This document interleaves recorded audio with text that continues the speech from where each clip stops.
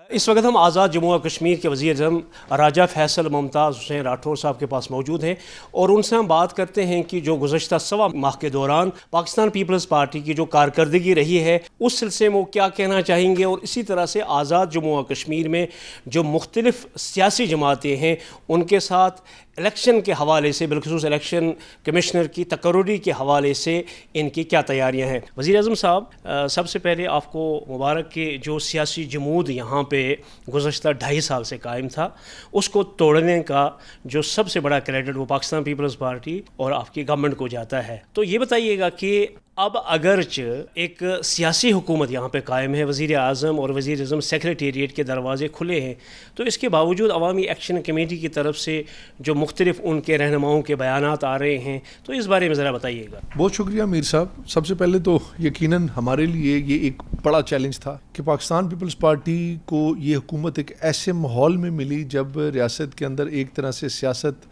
मर रही थी, लेकिन मैं अल्लाह की ज़ात का शुक्र अदा करूँगा कि अवाम ने एक बार फिर सियासत को ज़िंदा कर दिया।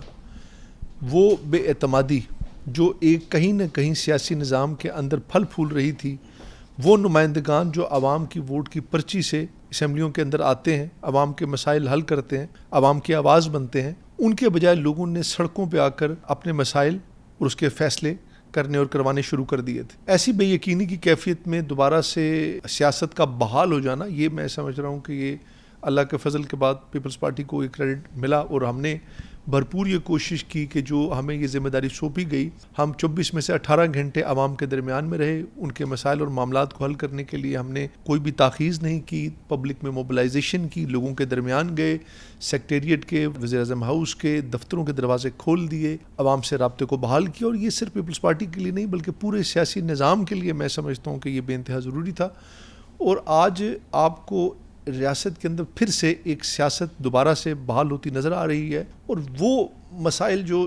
जिसकी बुनियाद पर लोग सड़कों पे आए, जो मुआहदा जिसको हमने इस हुकूमत में आने से पहले किया था, हमने अपनी पहली तरजीह ये रखी कि हम उस मुआहदे को अमल दरामद कराने के लिए आखिरी हद तक जाएंगे। और आपने देखा कि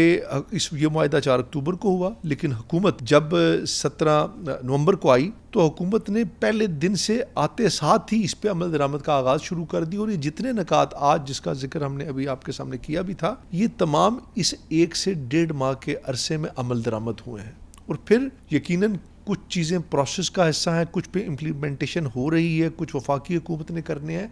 हुकूमत की तरफ से कमी कोताही कोई नहीं। अब इस पूरे में से आप अगर सिर्फ ये देखेंगे कि हमने गलती क्या की है और क्या हम में कमी है, तो दुनिया में कमी तो किसी की भी ऐसी कोई दुनिया में खुदा की ज़ात से हटकर नहीं है जिसमें कमी कोताही ना हो। लेकिन हमारी तरफ से ये पूरी कोशिश है कि हम आवाम के एतमाद को बहाल रखें, हम रियासत के अंदर अफरा तफरी ना होने दें,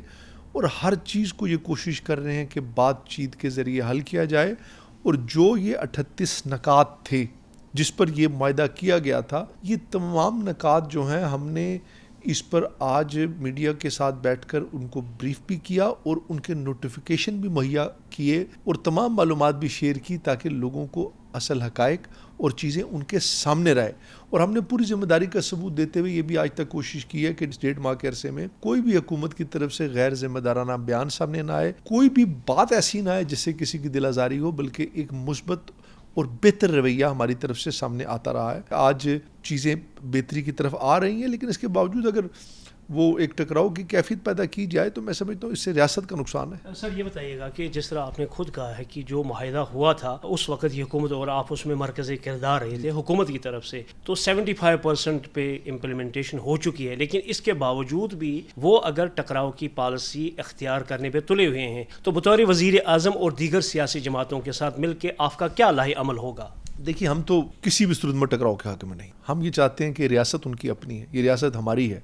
हम सबको मिलकर रियासत को आगे लेकर चलना है। माजी में जो कुछ हुआ, इंसानी जानों का ज़िया हुआ, अगर जो लोग उसमें शहीद हुए, चाहे वो पुलिस के थे चाहे वो आम लोग थे, वो सब हमारे थे। हम मुतम्मिल नहीं हो सकते इस तरह की कैफियत और हालात का। इस हवाले से मैं उनसे 12 ये रिक्वेस्ट कहूँगा, बातचीत भी करूँगा कि खुदारा रियासत को किसी ऐसी तरफ ना लेकर जाइए, चूँकि ये रियासत आपकी अपनी है, ये सियासत आपकी अपनी है, ये हुकूमत आपकी अपनी है। और हमारे किसी भी रवैये से दुश्मन के अज़ाइम को तक़वियत मिलती है। मतलब एक बयानिया दुश्मन हमारे ख़िलाफ़ فوری طور پر بناتا ہے اور اس کو غلط طرف لے کر جاتا ہے. اس لیے ریاست کے ہر شہری کو حکومت اور اپوزیشن اور عام شہری تک اس کو ہمیشہ اس کی حساسیت کا اور اہمیت کا احساس رہنا چاہیے کہ ہمارا دشمن ہمارے اوپر طاق لگا کر بیٹھا ہے. ہمیں کوئی بھی غیر ذمہ دارانہ ایسی حرکت نہیں کرنی چاہیے جس سے اگلوں کو موقع مل سکے. وزیر اعظم صاحب، انتخابات کا وقت قریب آ رہا ہے. چیف الیکشن کمشنر اور سینئر ممبر کی تقرری کے حوالے سے آپ کی حکومت کیا کچھ کر رہی ہے، اس سلسلے میں ذرا بتائیے گا. دیکھیے، حکومت کے ابھی 1.25 ماہ کے عرصے میں آپ نے دیکھا کہ ہمارے سامنے کوئی ایک چیلنج نہیں تھا، بے شمار چیلنجز تھے. اس کے باوجود ہم نے جو کام ہونے والے تھے ہم نے فوری طور پر اس میں کیے، اور اس میں یقیناً الیکشن کمشنر کی تقرری میں تاخیر ہوئی. اس کی وجہ یہ تھی کہ اس وقت حکومت کے درمیان اور اپوزیشن لیڈر کے درمیان جو اس کا پروسیجر ہے اس میں کوئی ان کی آپس میں بیٹھک نہیں ہوئی اور اس کا آپس میں ڈیلیبریشن نہیں ہوئی. لیکن میں 2 دفعہ لیڈر اپوزیشن کے ساتھ بیٹھ چکا ہوں اور کافی حد تک ہمارے درمیان میں کچھ چیزوں میں کنسنسس بن بھی رہا ہے، اور کوشش کریں گے انشاءاللہ